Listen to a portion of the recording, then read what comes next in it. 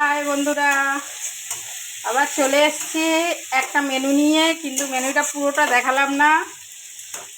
আজকের মটরের ডাল বানাচ্ছি, দেখতে থাকো।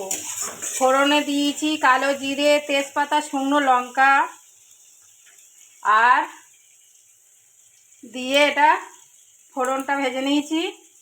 নিয়ে তারপর দিয়েছি টমেটো আর কুচানো নারকেল। এবারে দেব কুড়ানো নারকেল, ওটা কুচিয়ে দিয়েছি আবার কুড়ানো। এটা ভালো করে একটু তেলে ভেজে নেব। নারকেলটা পুরোটা দেখাতে পারলাম না, তো কমেন্টে বলো, তাহলে দেখিয়ে দেবো।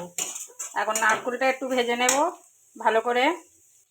আর এই মটর ডাল সিদ্ধ করে নিয়েছি, এর মধ্যে লবণ, হলুদ আর একটু সর্ষের তেল দিয়ে সিদ্ধ করে নিয়েছি।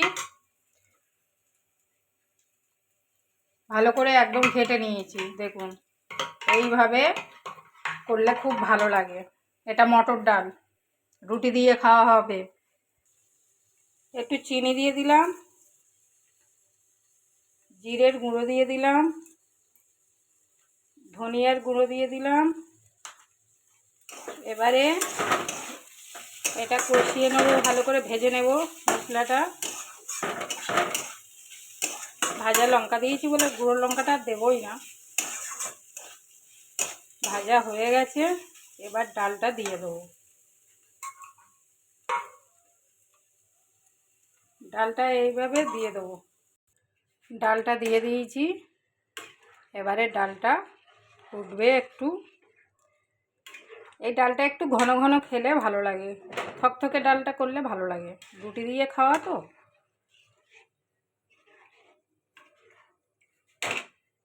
লবণ দিয়েছিলাম, কম হয়েছে, পরিমাণ মতো লবণটা দিয়ে দেবেন,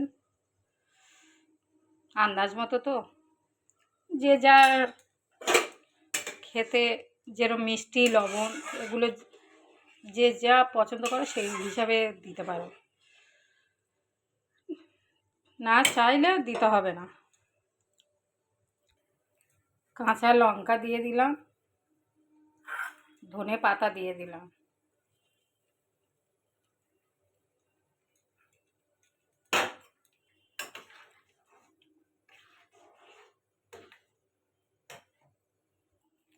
একটু গরম মশলা দিয়ে দেবো, সানরাইজ গরম মশলা অল্প করে দিয়ে দিলাম। ডালটা হয়ে গেছে, এবার নামিয়ে নেব। এটা মটরের ডাল রুটি দিয়েই খাওয়া।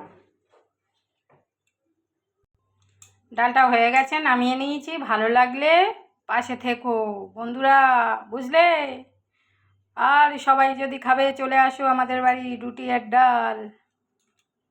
বাই, সবাই ভালো থেকো।